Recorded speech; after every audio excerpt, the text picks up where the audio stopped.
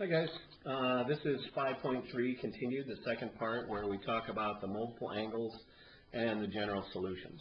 Okay, so we're going to start off with three problems. We're going to talk about the multiple angles first. We have three problems that all look the same, and their approach to solving them are much the same. The first thing we want to do always is isolate the trig function.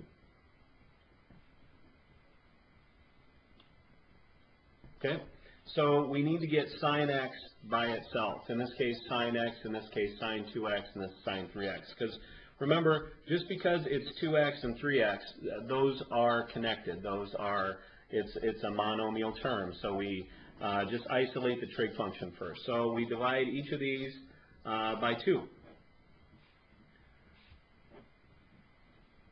And so we get the sine of x is equal to 1/2. The sine of 2x is equal to 1/2. And the sine of 3x is equal to 1/2.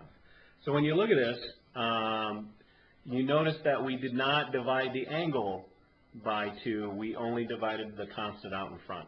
Okay, so when we look at this, the approach now becomes roughly the same. But I want to talk about this because it sneaks up on you. There are a couple different ways to look at this, okay? One of which is mathematically correct and the other one's my way.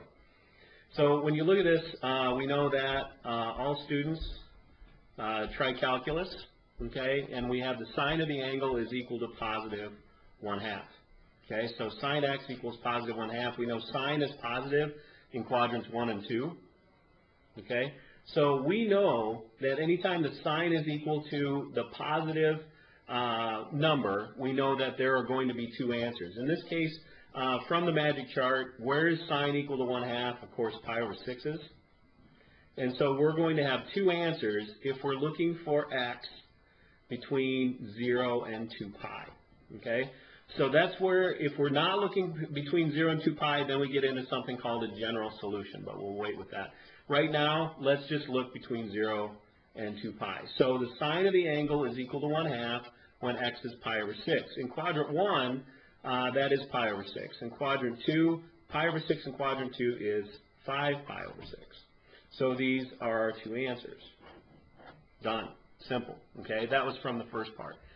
Okay, now things are changing a little bit. Now we have the sine of 2x is equal to 1/2. So solving it much the same way, we know that 2x is equal to pi over 6, 5 pi over 6. Okay? But we know in our study with coterminal angles, we can keep going. We can also add, now, keeping in mind that 12 pi over 6 is 2 pi. We can add 12 to 1 and get 13. And we add 12 to 5 and we get 15. And we could keep going. Okay, we're only looking for the answers between 0 and 2 pi. The problem is we have a 2 times the angle. So we're going to divide both sides by 2, and we get x is equal to pi over 12, 5 pi over 12, 13 pi over 12, and 15 pi over 12. Now, do I need to keep going? Okay, if I add another 12 to 13, I get 25. 25 pi over 12 is greater than 2 pi. I'm only looking for numbers between 0 and 2 pi. So our answers will be these 4. Okay? Now, Mr. Bohan knew, because I'm a cheater, I already knew that instead of 2 answers, there were going to be 4. Okay? So I didn't list 25, 29, and so on. I didn't keep going. I knew there were going to be 4 answers. So that's why I listed 4 answers here, because I knew the normal equation that has 2 solutions. If I double this, I'm doubling the number of solutions. So instead of 2 numbers, I put 4. Instead of 2 pi over 6s over here, I listed 4 pi over 6s. Guess what I'm going to list over here? We have the sine of 3x is equal to 1/2. So that means that 3x is equal to, guess what I'm going to do? I'm going to list 3 times the number of solutions. So I'm going to go pi over 6, 5 pi over 6. Notice if it's just 1x, there'd be 2 solutions. Then I'm going to go add 12 to 1 again. I get 13 pi over 6. And 15, come on, Boyan, and 15 pi, that's not right. If I add 12 to 5, I get 17. Sorry, that one's on me. And so I get 17 pi over 6, okay? And now I'm going to add another 12. 12 and 13 make 25, and 12 and 17 make 29. Why did I include 3 pairs? Because there are 3 times the number of answers. So there should be 6 answers. Now I'm going to divide both sides of the equation by 3, and we get x is equal to pi over 18, 5 pi over 18, 13 pi over 18, 17 pi over 18, 25 pi over 18, and 29 pi over 18. Notice 6 answers. If I did one more, then I would go over 36 over 18, which is 2 pi. So notice when it's just sine x or cosine or tangent, we're going to have 2 answers. When we have 2x, we're going to double the number of answers. When we have 3x, we're going to triple the number of answers. And that's how we handle our multiple angle problems. Okay? Okay, the next type of multiple angle problems involves a square. Okay? So let's look at a problem that maybe has something squared. So let's start with, how about 2 cosine squared 3x equals 1. Okay, so this is combining something from the last point that I was making where we were talking about multiple angles, and it also involves a square. Okay, so isolating the cosine, so cosine squared 3x is equal to 1/2. So then we have to take the square root of both sides. And so we get the cosine of 3x is equal to plus minus square root of 1/2. Now we know we can't have the square root in the bottom part of a fraction, so let's rationalize.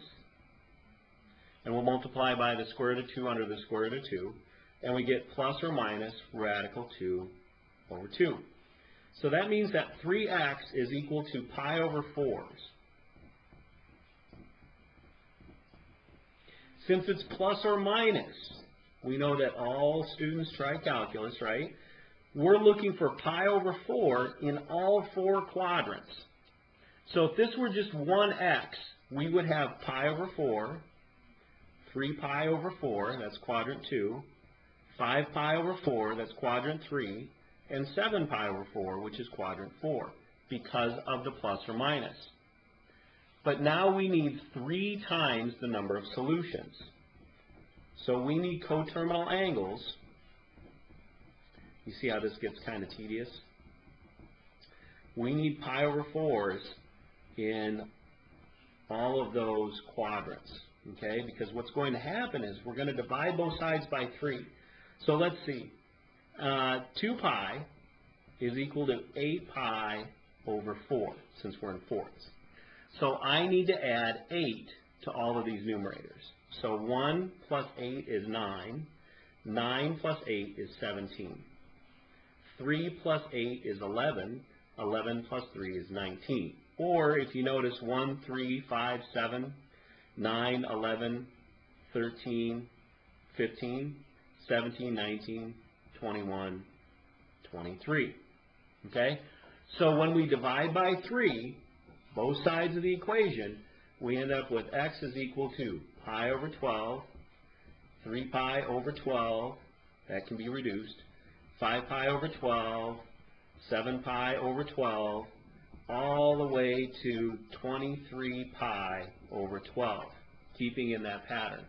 Now you may ask yourself, why on earth would anybody want to write out that many solutions?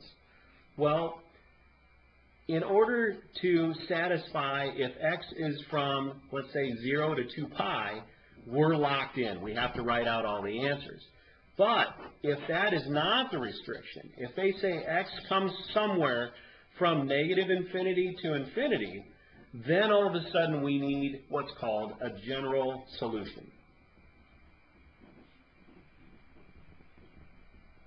In which case, then I can say, hey, how do I get from pi over 12 to 3 pi over 12? Guess what? I add 2 pi over 12.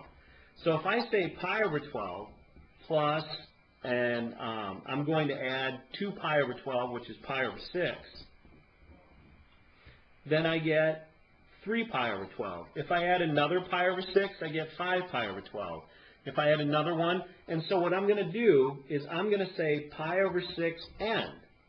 Because if n is 1, I get here. If n is 2, I get to this solution. If n is 3, I get to that solution. And this is a general solution that represents each one in line. N equals 0, n equals 1, n equals 2, and so on. So a general solution is born. Okay? Now, it's much easier if we don't have the plus or minus. Okay? So let's go back to a problem that we did before. Okay? Let's go back to 2 sine x equals 1/2. Instead of working between 0 and 2 pi, let's cross that out. I want a general solution. And so when you look at this, pi over 6, and every rotation of 360 degrees, okay? So every quadrant 1, pi over 6, is going to give me a solution to this equation. So if I add 2n pi, using the n can be anything, if I add multiples of 2 pi to pi over 6, I will get every answer that is in this first quadrant. If I take 5 pi over 6 plus 2n pi, this is a general solution, and I will get every multiple of quadrant 2 pi over 6. And so these would be my answers with general solutions. Okay? I hope this makes a little bit of sense. We'll zoom it and we'll talk some solutions hopefully in the next couple of days. Thank you.